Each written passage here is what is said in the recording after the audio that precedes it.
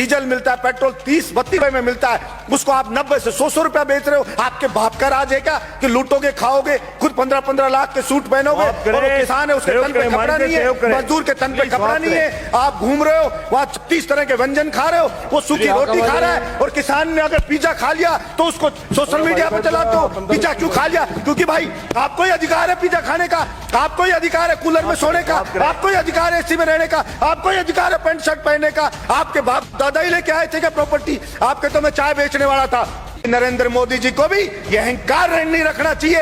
ये जनता उठा के ऐसा पटक देगी कि वो कल्पना भी नहीं कर सकते। और वही लोग जो आज मोदी मोदी कर रहे हैं, जो आज जयकारे लगा रहे हैं, वही उनको गाली देते हुए नजर आएंगे कि इस मोदी के कारण हम बर्बाद हो गए, सब कुछ लुट गए, जनता की गालियां खा रहे हैं। वो सब के सब कहना पड़ेगा। प्रधानमंत्री जी को इतना अहंकार हो गया है कि मैंने जो बिल लिया, भला उसका विरोध किसी ने क्यों कर दिया? उस अहंकार में वहां कीलें लगा दी जाती हैं, वहां पे ऐसे ऐसे बैरिकेड बना दिए जाते हैं, वहां पे ऐसे लगा जैसे पाकिस्तान की कोई सेना अटैक करने आने वाली हो, उससे ज्यादा वहां पे सुरक्षा के इंतजाम करे जा रहे हैं। सभापति महोदय, मैं ये कहना चाहता हूं, विनाश काले विपरीत बुद्धि।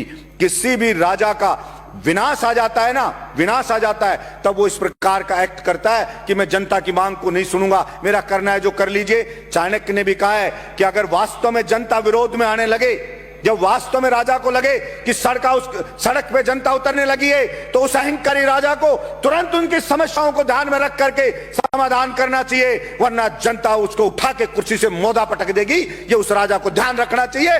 मैं कहना चाहता हूं मेरे इस सदन से कि नरेंद्र मोदी जी को भी यह अहंकार नहीं रखना चाहिए। ये जनता उठा के ऐसा पटक देगी कि वो कल्पना भी नहीं कर सकते। और वही लोग जो आज मोदी मोदी कर रहे हैं, जो आज जयकारे लगा रहे हैं, वही उनको गाली देते हुए नजर आएंगे कि इस मोदी के कारण हम बर्बाद हो गए, सब कुछ लुट गए, जनता की गालियां खा रहे हैं। वो सब के सब कहना पड़ेगा। सभापति महोदय, भाड़े के टट्टू रख रखे हैं, सोशल मीडिया पे रख रखे हैं, वो मोदी मोदी करते हैं, वो उसकी बढ़ाई करते हैं, वो बढ़ाई करते हैं। और मैं कहता हूं ऐसे ही चाटुकार, और कुछ चाटुकार होते हैं, वही उसको मरवाते हैं, वही उसको बर्बाद करवाते हैं। और यही हश्र आप देखना सभापति महोदय, ये केंद्र सरकार का होने वाला है। इसलिए मैं तो मांग करता हूं यहां से कि नरेंद्र मोदी को हाथ जोड़ करके और सर झुका करके और माफी मांगनी चाहिए देश के किसानों से कि मुझसे गलती हो गई, मेरी मति भ्रष्ट हो गई थी, मेरी बुद्धि भ्रष्ट हो गई थी, इसलिए मैं अहंकार में आ गया था और मैं माफी मांगता हूं। मैं इन बिलों को वापस लेता हूं और एमएसपी पे पूरी फसलों को खरीदे।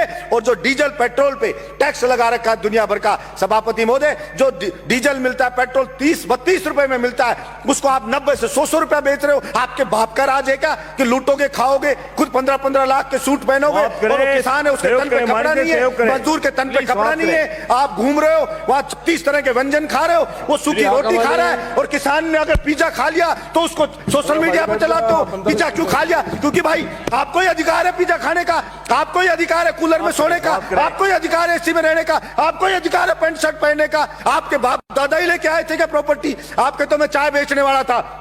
मैं पूछना चाहता हूं नरेंद्र मोदी जी, कितने चाय बेचने वाले 15-15 लाख का सूट पहनते हैं? और वो किसान है, वो कल भी फटी धोती में था, आज भी फटी धोती में था। फिर कहां से आप जनता के तेजी हो गए? आपने मूर्ख बनाया, भावनाओं को भड़काया जनता की को, और आप जनता को भड़का के वहां बैठ गए। और इस बात का पाप लगेगा। और आपको मैं तो कहता हूं कि देखना, इसी जिंदगी में रहते रहते आपको सजा भुगत के जानी पड़ेगी। ये मैं आपके बीच में कहना चाहता हूं। धन्यवाद सभापति महोदय।